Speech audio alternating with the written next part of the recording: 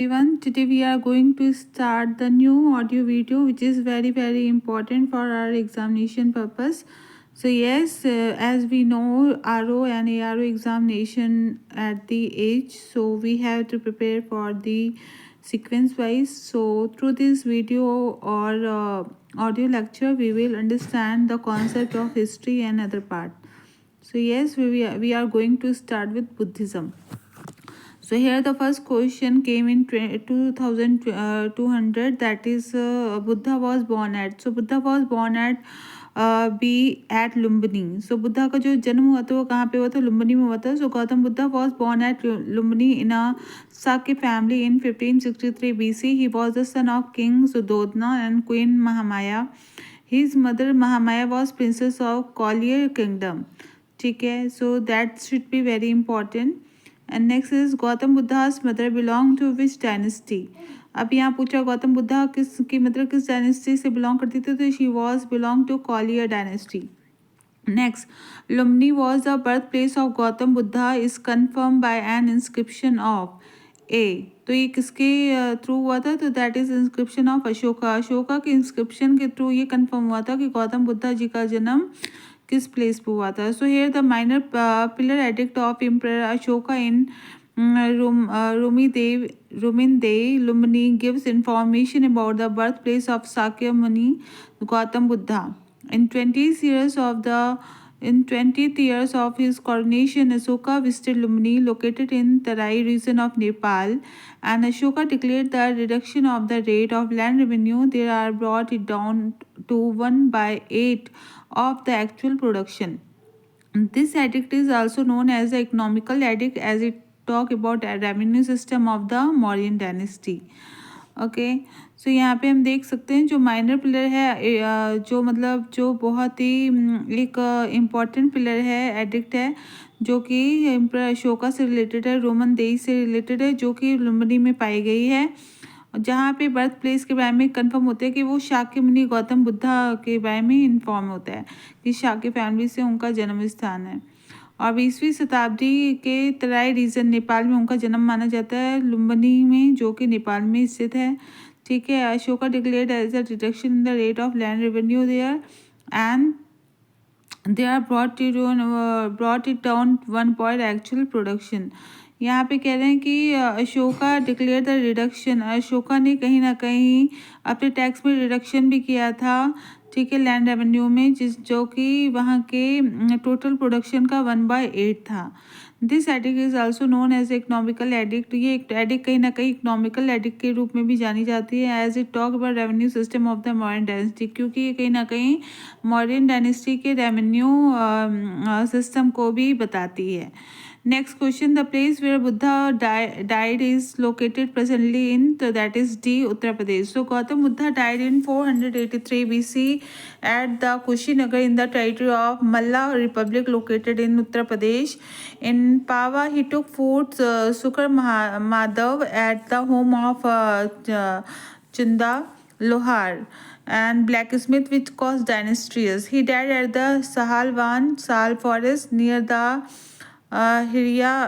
Hriyanavati river while in the way of the Kushinara. He preached his last teaching to Subda. Anand, the disciple of Buddha, was present there at the time of his Mahaparinirvan death. He was cremated at Ram Sarovar Ghat at Kusinagar. A stupa was constructed in the Sahalwan, the death of the place. तो यहाँ पे कह रहे हैं the place where Buddha was dead is located in, कहाँ पे? उत्तर प्रदेश में. तो गौतम बुद्धा का जो डेथ हुआ था वो 483 BC में हुआ था. कहाँ पे? कुशीनगर में, जो कि मल्ला रिपब्लिक से थी, माला रिपब्लिक लोकेटेड थी उत्तर प्रदेश में. इन पावा ही टुक फूड, और पावा में उन्होंने खाना खाया था शुक्र Madhav at the home of चंदा, एक शुक्र माधव में, जो कि चंदा नाम के लोहार के घर में खाया था. Which cause dynasty. He died at the Salvan sal forest में उनकी डेथ हुई थी नियर हरियाणावती रिवर. उनका हरियाणावती रिवर के पास डेथ हुई थी. While in the way of the Kushinara, जो कि कुशीनारा के रास्ते में पड़ता था. He preach his last teaching to सुबधा. उन्होंने अपनी जो लास्ट टीचिंग दी थी वो सुबधा को दी थी। Anand the disciple of Buddha was present there at the time of his Mahaparinirvana death. Anand को दी थी जो कि उनके डेथ के टाइम पे उनके साथ ही थे। He was क्रिमिनेटेड eight Ram Sarovar Ghat eight Kushinagar. उन्होंने ही उनको क्रिमिनेटेड किया था। मतलब अब यहाँ क्वेश्चन आ सकता है कि गौतम बुद्धा को किसने का दाह संस्कार किससे किया था, तो आनंद नाम के डिसिपल ने किया था सरोवर घाट पे कुशीनगर में। Stupa was constructed in Salvan. जो स्तूपा था वो कंस्ट्रक्ट किया गया उनकी डेथ के बाद साहलवान द डेथ प्लेस, जो कि एक डेथ प्लेस था। Now the next question, who among the following was the last person initiated into the religion by the Gautam Buddha? तो that is सुभद्रा। तो who among the following was the last person, तो यहाँ पूछा कौन सा last इंसान था जिन्होंने उनके रिलीजन को एक्सेप्ट किया था, तो that is Subhadra. Buddha attended Mahaparinirvana in the republic of the Mallas. तो बुद्धा का जो महापरिनिर्वाण हुआ था, मतलब डेथ हुआ था, वो कहाँ हुआ था, वो मल्ला में हुआ था, मतलब कुशीनारा पावा के निकट। Which of the event of Buddha life is known as the Mahabhinishkraman. तो that is C his departure from home. Mahabhinishkarman is related to event of Buddha Siddharth departure from home. He saw 4 different scenes. उन्होंने मतलब वो घर से उन्होंने घर का त्याग कब किया था, तो वो जब मात्र 28 साल के या 29 साल के थे तभी उन्होंने घर को छोड़ दिया था, जब उन्होंने 4 सीन को देखा था जो अपने घर से बाहर निकले थे। He saw 4 different scenes that incident that were an old man, एक बूढ़े इंसान को जब देखा उन्होंने, a sick man, एक dead body को देखा, और एक as happy ascetic life को देखा। After this he was worried about the worldly problem and left his home at 29 years of the age in search of truth and became an ascetic। ठीक है। Buddha has delivered maximum sermon at where, that is Shravasti। Buddha had stayed at Shravasti in 29 rainy season and delivered maximum sermon there। Next, who had delivered his first sermon in Sarnath? So that is Mahatma Buddha। After the austerity for more than 6 years, Siddhartha achieved enlightenment at Falgu Niranjana river bank under the people tree, later known as a Bodhi Vriksha in Bodh Gaya। After the enlightenment, he made Malka and Tapasu Banjre his follower and moved for Rishipatan Sarnath, where he preached to 5 Brahmins sent for first time. These Brahmins sent were with Buddha in Bodh Gaya earlier। The event is known as Dharmachakra Pravartan, and this event in Indian art has shown as 6 deer along with the chakra। Buddha's preaching are related to scarcity of the demeanor in the life। तो यहाँ कह रहे who had delivered his first sermon in Sarnath। Sarnath में उनका first जो उपदेश था वो किसने सुना था, who had delivered his first sermon, मतलब उनका उपदेश किसने दिया था फर्स्ट टाइम, तो that is Mahatma Buddha. After the austerity in the more 6 years, Siddhartha achieve enlightenment and Phalgu Niranjana river bank under the peepal. कहा जाता है कि 6 साल तक घुमक्कड़ी जीवन व्यतीत करने के बाद, मतलब असली जानने के बाद उनको जब सच्चाई का पता चला, एनलाइटमेंट का जब प्राप्ति हुई, तो वो फर्स्ट टाइम उनको कहाँ हुई थी, निरंजना रिवर के पास पीपल के पेड़ के नीचे, लेटर नोन एज बोधि वृक्षा, जो कि बाद में बोधि वृक्ष के नाम से जाने गई, बुद्ध इन बौद्ध गया। आफ्टर एनलाइटमेंट ही मेड मलका एंड तापसु हिज फॉलोवर। तो उन्होंने फर्स्ट टाइम 2 लोगों को अपना मतलब क्या बनाया था, शिष्य बनाया था, जिसमें से मालिका और तापासु थे जो कि उसके फॉलोअर थे। एंड मूव फ्रॉम ऋषिपट्टनम, जो कि ऋषिपट्टनम से मूव हुए थे सरनाथ, वे ही प्रीच टू 5 ब्राह्मण sent for he the first time, जहाँ भी उन्होंने 5 ब्राह्मण संतों के साथ प्रीच किया था। दीज ब्राह्मण सेंट वर द बुद्धा इन बौद्ध गया अर्लियर। और ये जो 5 बुद्धिस्ट थे, ब्राह्मण थे, पहले बुद्धिस्ट थे बौद्ध गया में। This event is known as a dharma chakra प्रवर्तन। और यही जो इवेंट था वो धर्म चक्र प्रवर्तन के नाम से जाना गया। And this event is Indian art has been shown as 6 deer along with the chakra. और ये कहीं ना कहीं इंडियन आर्ट में हम छह डियर को एक चक्र के साथ देख सकते हैं. बुद्धा's preaching are related to scarcity of demeanor in the life. Buddha की जो प्रीचिंग थी, जो शिक्षा थी, ये कहीं ना कहीं हमारे लाइफ में जो स्कैनिटी है, जो शांति है, उसके बारे में कहीं ना कहीं ये हमें इंफॉर्मेशन देती है. The first sermon delivered by Buddha in Sarnath is known by which of the following terms? तो that is बी धर्म चक्र प्रवर्तन. तो यहाँ फिर से देखिए, जो फर्स्ट sermon था जो कि बुद्धा के थ्रू डिलीवर हुआ था सारनाथ में, उसे क्या कहा गया? वो धर्म चक्र प्रवर्तन के नाम से जाना गया. To which Buddha sermons are related? तो that is purity and scarcity of demeanor. तो कहीं ना कहीं प्योरिटी और कहते हैं to which Buddha sermon are related, तो that is purity and sanity of demeanor. ठीक है. In Indian arts, which event of Buddha's life is depicted by the deer including the chakra? So that is first is preach. First उपदेश को यहाँ पे 6 dears के रूप में और चक्र के रूप में शो किया जाता है. Now in Bodh Gaya, Mahatma Buddha made 2 Banjaras his preceptors by teaching him which of the following were or 2 Banjaras? They are Malik and Tapshi. They are Malik and Tapsu. They are the 2 Banjaras who were taking 2 preachers teaching, who made preceptors by teaching him. Now Dharma Chakra was enacted इन सारनाथ. धर्म चक्र परिवर्तन कहाँ पे हुआ था? सारनाथ में. Where Gautam Buddha's first sermon delivered, that is Sarnath. Next, the entry of women as bhikshuni into Buddhist Sangha was allowed by Gautam Buddha at where? At Vaishali. So primarily the entry of women in Buddhist Sangha was prohibited, but Buddha denied even his stepmother Prajapati Gautami in Kapilvastu. When Buddha was Vaishali, his stepmother Prajapati Gautami along with several other women came to Vaishali and requested to enter in Buddhist Sangha. He denied again, but on request of the close disciple Ananda, he permitted the entry of women in certain restrictions and said that now the Buddhist Sangha will get corrupt and cannot survive for more than 500 years. He established women monk Sangha in Vaishali at first. So यहाँ पे question है कि first time भिक्षुणियों मतलब औरतों की entry संघास में कब start हुई थी? तो दैट प्लेस इज वैशाली. तो वो वैशाली में स्टार्ट हुआ था. अब कैसे हुआ था देखते हैं. प्राइमरली जो अगर बात की जाए बौद्ध रिलीजन की, तो पहले यहाँ पे सिर्फ पुरुषों को अनुमति थी, लेकिन धीरे धीरे यहाँ पे स्त्रियों का भी आमंत्रण स्टार्ट हो गया. कहा जाता है इनकी जो माँ थी स्टेप मदर प्रजापति गौतमी, जो कि कपिलवस्तु में थी. ठीक है. जब वो आई यहाँ पे गौतम बुद्ध जी के संघा में, तो वो साथ ही साथ अपने ऐसे बहुत सी औरतों को भी लाई जो कि बुद्धिस्ट धर्म को अपनाना चाहती थी. तो वो अपने साथ वैशाली में उनको लेते आई और he requested for the entry of Buddhist संघा. तो उन्होंने बुद्धिस्ट संघा से रिक्वेस्ट किया कि उनको भी एंट्री दी जाए.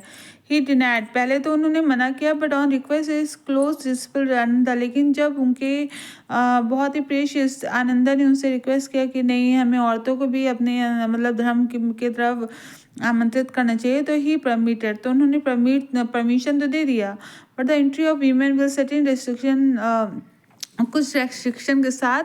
लेकिन उन्होंने कहा कि दैट नाउ द बुद्धिस्ट संघ विल गेट करप्ट. लेकिन उन्होंने साथ ही साथ ये भी कहा कि अब बुद्धिस्ट जो संघ है वो करप्ट हो जाएगा and can not survive for more than 500 years. और उनका 500 साल से ज़्यादा ये अब ज़्यादा सर्वाइव नहीं हो पाएगा. एस्टेब्लिश वीमेन मॉन्ग संघा. उन्होंने कहीं ना कहीं वीमेन मॉन्ग संघा को भी एस्टेब्लिश किया वैशाली में first time. Now, who among the following wanted to head the Sangha during the lifetime of Buddha? So, here answer is Devdatta. Devdatta, the cousin of Buddha, wanted to be head of Sangha in the lifetime of Gautam Buddha. He was jealous person and critic of Buddha. Okay, now the next question. Read the expansion of Buddhism included simplicity of religion, special appeal for Dalit missionaries, spirit of religion, use of local language, soundness of Vedic, spirit of philosopher. Now again we will see here. So answer is 1, 2, 3, 4 only. 1 से लेके 4 तक सही है. So Buddhism became popular in many part of the world, basically in Southeast Asian nation and China and Sri Lanka. The reason behind the popularity in Buddhism were the simplicity, special treatment, and with the depressed class missionaries, spirit of Dhamma, use of mass language for the propagation. तो अगर हम यहाँ बात करें कि जो धम्मा के जो मेन जो बुद्धिज्म का जो मेन जो प्रीचिंग था, वो पार्ट मेन कौन सा था, तो Buddhism became popular as many part of the world. तो बुद्धिज्म धीरे धीरे बहुत ही पॉपुलर हो गया पूरे वर्ल्ड में, और उसको कहीं ना कहीं मेन धर्म के रूप में लोग अपनाने भी लगे. Basically the in south east Asia nation, basically इसका जो स्प्रेड हुआ वो साउथ ईस्ट एशियन नेशन में हुआ, जैसे चाइना में हुआ, नेपाल में हुआ, इंडिया में हुआ, ठीक है, और चाइना एंड श्रीलंका स्पेशली, और सबसे ज़्यादा चाइना और श्रीलंका में हुआ. The reason behind popularity of Buddhism, जो इसका रीज़न था वो क्या था, पॉपुलरिटी बुद्धिज़्म की पॉपुलरिटी की वजह से. एंड वर द सिंपलिसिटी, क्योंकि बुद्धिज़्म जो रिलीजन था वो कहीं ना सिंपलिसिटी को ज़्यादा इंपॉर्टेंस देता था. Special treatment with depress class, और डिप्रेस क्लास जो कि छोटे वर्ग के लोअर कैटेगरी के लोग थे उनको ज़्यादा इंपॉर्टेंस मिलती थी. मिशनरी स्पिरिट ऑफ धम्मा, कहीं ना कहीं मिशनरी एजुकेशन को भी इन्होंने वो किया, मतलब फ्री में एजुकेशन दिया धम्मा की. And use of mass language, उन्होंने लोगों की लैंग्वेज को यूज़ किया. Earlier we have read that they were using in Vedic era, they were using Sanskrit, ठीक है, तो वो मास लैंग्वेज नहीं थी. लेकिन बुद्धिज़्म जब स्प्रेड हुआ तो उन्होंने मास लैंग्वेज यूज़ किया, मतलब सिंपल लैंग्वेज को यूज़ किया, लोगों की बोलचाल को ज़्यादा उन्होंने प्रोत्साहित किया. ठीक है. Now the next question we will see here कि according to Buddhist philosophy consider the following. There is a statement, soul does not reborn, soul does not exist. So is it okay? So yes, here we will see the answer number D, that the basic principle and belief that can be derived from Buddhism are the follows. Believe in incarnation.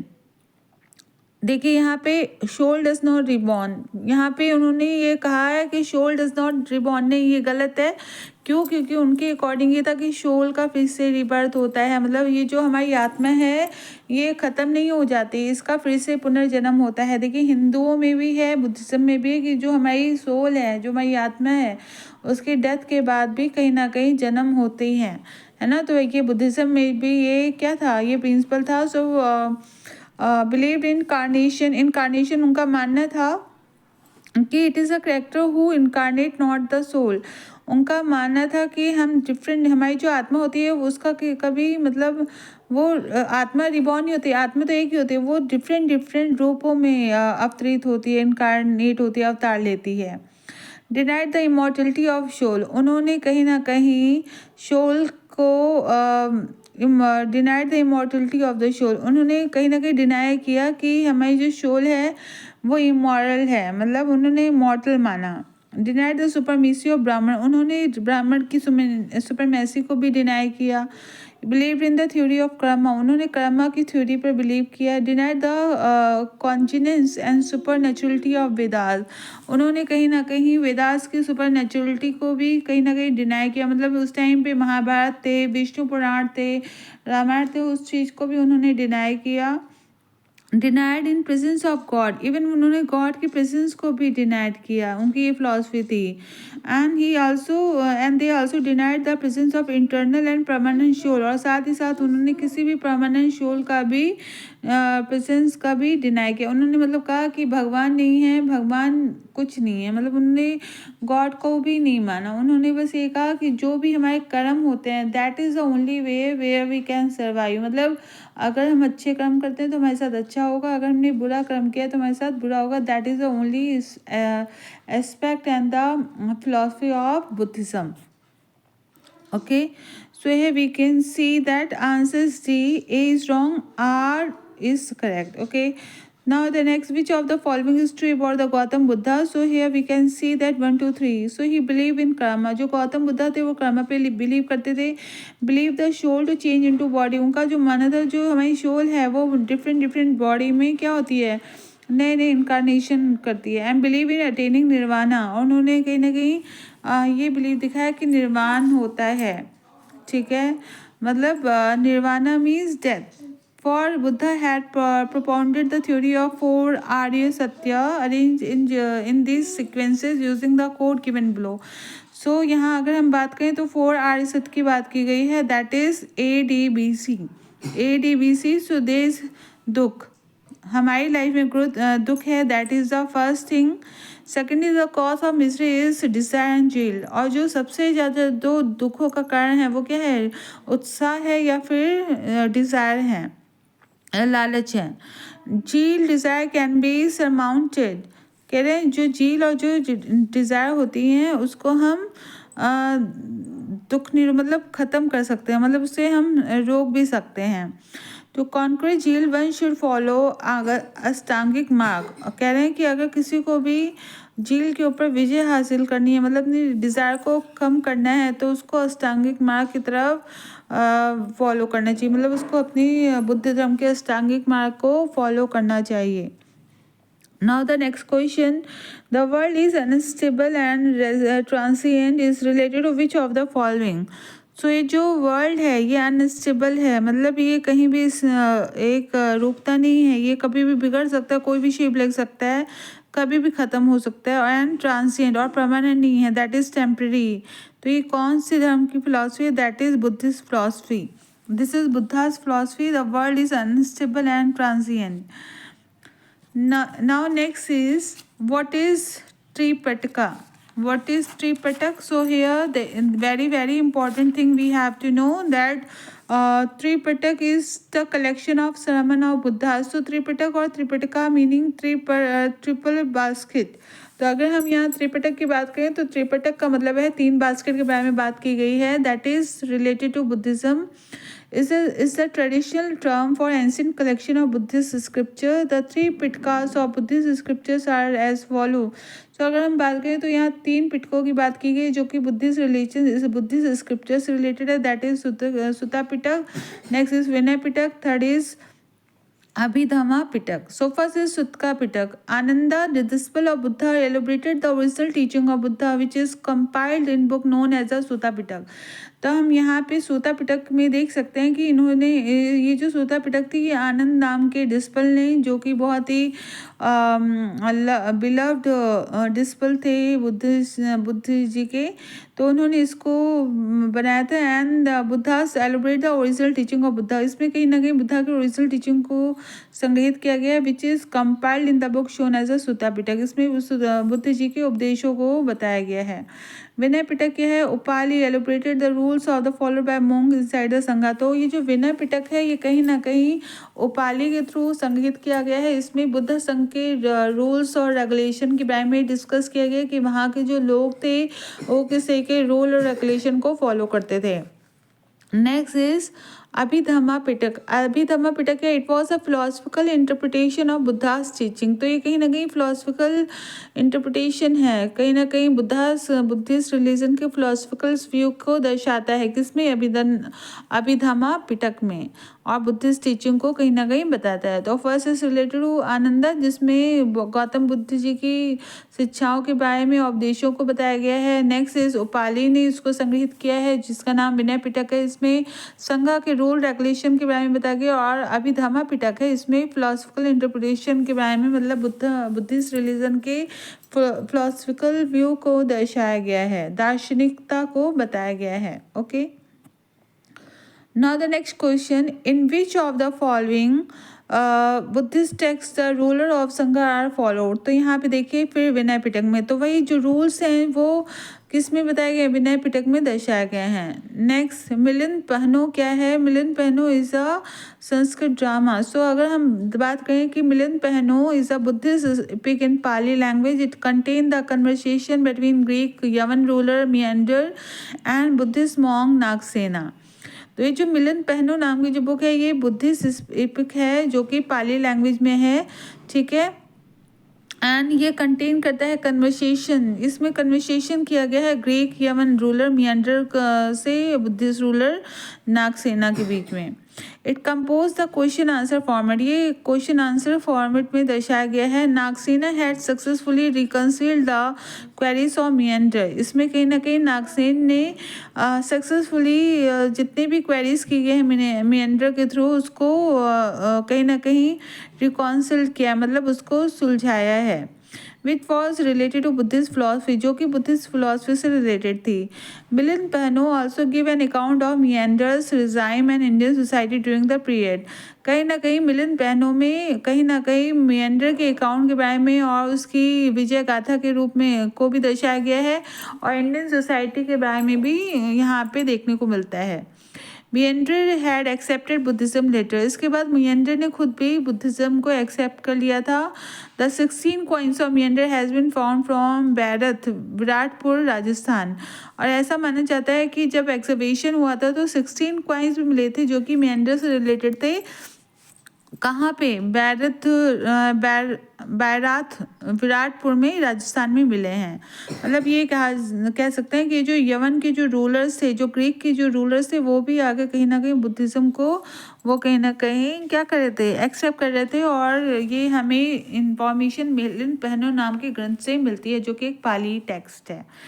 Next, Milinda Pano is a dialogue from between King Milind and the Buddhist monk. The monk was, what is the name also here? Answer is Nagsena. Okay. Now the next question. The first Buddhist council was organized by, that is during reign of Ajatasattu. Very important question. ये बहुत बार आ चुका है. So here we will see that after the death of Mahatma Buddha, the event of Buddha's death is known as a Mahaparinirvan. The four Buddhist councils were organized at the different time and place under the patronage of different ruler, was considered by different Buddhist scholar to the compose the preaching and teaching of Buddha in the form of epic. This council are follow. तो ये माना जाता है कि जो महात्मा बुद्ध जी की death के बाद गौतम बुद्धा को की डेथ को महापरिनिर्वाण के नाम से जाना गया। तब उनके जो 4 बुद्धिस्ट काउंसिल से उन्होंने एक सम्मेलन ऑर्गेनाइज किया उसी टाइम पे, डिफरेंट टाइम में डिफरेंट प्लेसेस में, डिफरेंट टाइम में डिफरेंट प्लेसेस में, ठीक है। और and under the patronage of different ruler, जो कि डिफरेंट रूलर के अंतर्गत मतलब इसको स्टार्ट किया गया, ठीक है। And was considered by different Buddhist scholar, और कहीं ना कहीं इस पे डिफरेंट बुद्धिस्ट स्कॉलर्स ने भी अपना क्या सम्मिलित हुए, ठीक है। कंपोजर टीचिंग ऑफ बुद्धा, और उन्होंने कहीं ना कहीं जितने भी उपदेश से जो भी शिक्षाएं थी उनका प्रचार प्रसार किया था जो कि गौतम बुद्धा जी से रिलेटेड था in the form of epic के रूप में। And these council are follows, ये जो काउंसिल्स ये निम्न प्रकार से हैं। So here we will see the first Buddhist council was organized just after the death of Buddha in 483 BC at Rajgriha Saptaparni cave during Haryank ruler Ajatasattu, and the council was presided by Mahakashyap, ठीक है। Sutta Pitaka and Vinaya Pitaka were composed during the council. So again we will see the first council was organise by after the death of Buddha, मतलब जो first council थी वो कब हुई, वो गौतम बुद्धा की इमीडिएट डेथ के बाद हुई थी 483 में। कहाँ पे हुई? राजगृह में हुई। कहाँ पे? सप्तकर्णी केव के अंतर्गत during the Haryanka ruler Ajatashatru, जो कि हर्यक वंश के जो रूलर थे अजातशत्रु के अंतर्गत हुई, देख रेख में हुई। And the council was presided by Mahakashyap, और जो काउंसिल थी वो महाकश्यप के थ्रू प्रिसाइड हुई, मतलब उसका जो रूप रेखा जो हेड थे वो महाकश्यप थे। Sutta Pitaka and Vinaya Pitaka were compose during this council, और जो सूतक पिटक थी और जो विनय पिटक थी वही कंपोज हुई थी इस काउंसिल के अंतर्गत। Okay, the next thing we can C